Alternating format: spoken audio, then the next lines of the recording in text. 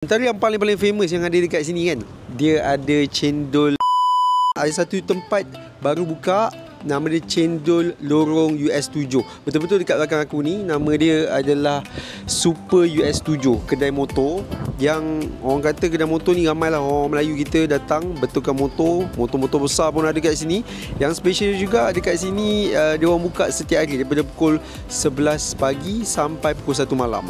So kepada korang yang tak pernah datang sini, boleh datang sini. Antara yang paling famous yang ada dekat sini kan, dia ada cendol yang mula dengan harga RM5 satu mangkuk. Aku try dia punya cendol original RM5. Dan satu lagi ada kat sini yang special, cendol durian, harga dia RM18. So siapa-siapa yang tak pernah rasa boleh datang kat sini. Bukan sekadar ada cendol-cendol, tapi dia ada juga burger-burger, dia ada juga kedai kopi juga. Ada macam-macam lagi yang akan ada dekat sini. Dan tempat ni sangat-sangat baru lah senang cakap. So kepada orang Skudai, orang Taman Melayu khususnya, orang JB boleh datang sini ramai support tempat ni. Biasanya mereka jual motor je, tapi sekarang dah jual makan-makan.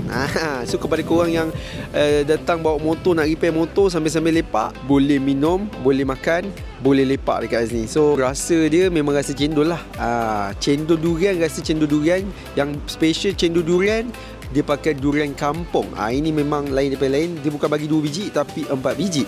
So sekali lagi aku nak ajak korang jemput datang beramai-ramai ke Cendol Lorong US7, betul-betul dekat Taman Universiti Skudai.